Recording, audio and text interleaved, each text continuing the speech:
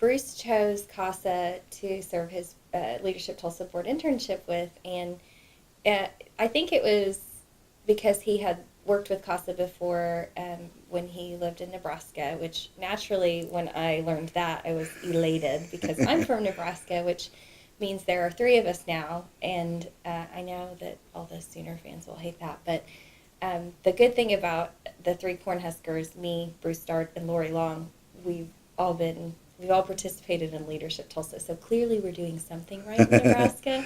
But Bruce came here after working with CASA in Nebraska and said, I want to serve on the CASA board. And so we were excited to have him. I was a relatively new director at that time and was a bit unsure of what the Leadership Tulsa process was, and I read up on it, and I thought, well, gosh, I need to give this guy really good board experience. And apparently it wasn't horrible because he stuck around, and now he's our board president this year. So. One of the things that impressed me about Bruce is, I'll run around with business owners, and I'm a little used to that type of sacrifice, the non-traditional hours and giving so much of yourself. And of course, a business owner is incentivized because they have ownership and they're trying to build something. But I've seen the same thing with Bruce in the way that he conducts himself and his life and what he's doing with the Tulsa Health Department, his vision for that, and to see him step up to serve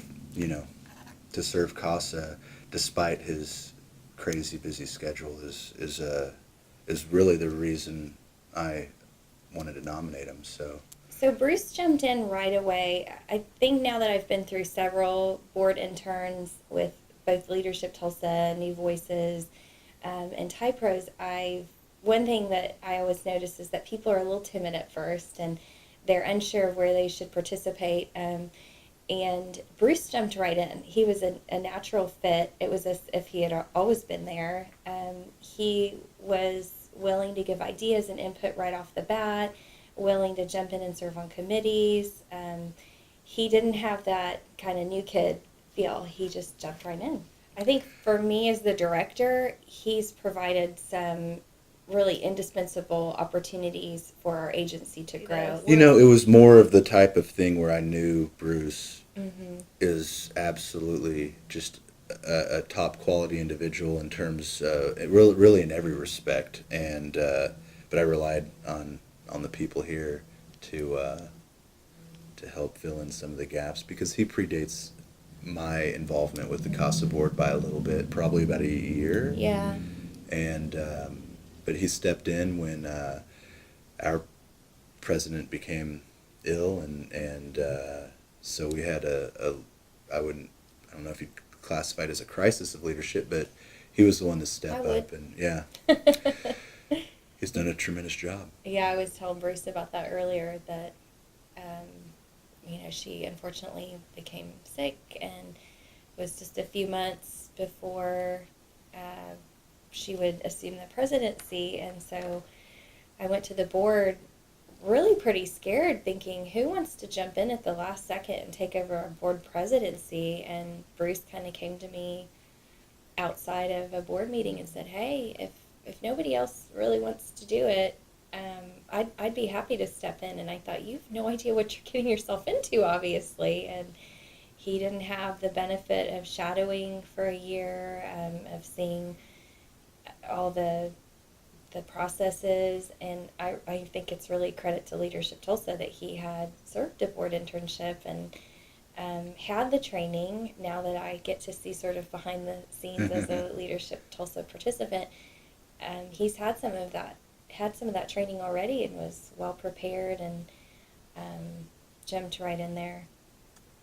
Children are our future here in Tulsa, and these kids that are helped through CASA and the CASA volunteers are our most vulnerable and need the most help. And I see how much work the volunteers put in, and all I want to do is support that network so they can continue to do the work. So it's, if you think about the future Tulsa, and we're only as successful as our most vulnerable, then that just seemed like the best place for me.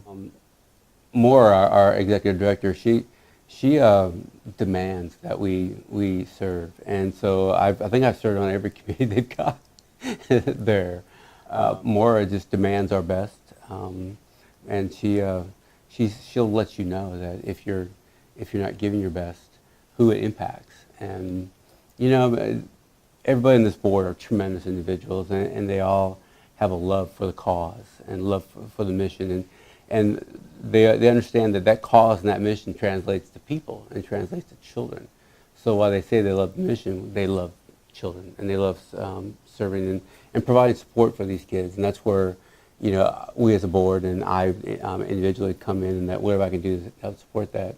And pretty much what Morris says to do, I do. I take her orders well, so it works out well. CASA asked us as board members to go to court and observe some of the court proceedings, and really also gives us chances to interact with children who have been through horrific experiences. And children, I think, are more resilient than we are as adults. But when you see a child and you hear their case in court, and this innocent child who you know has no chance and no opportunity and would literally be in a black hole without the volunteers of Tulsa, or excuse me, the volunteers of CASA, and the leadership that staff at CASA and the executive director of CASA provides, you know, it lifts your heart. And if the work that CASA doesn't infiltrate your heart and change you, then maybe you don't have one. You know, and I've never met anyone who hasn't had contact with CASA that hasn't walked away a better person.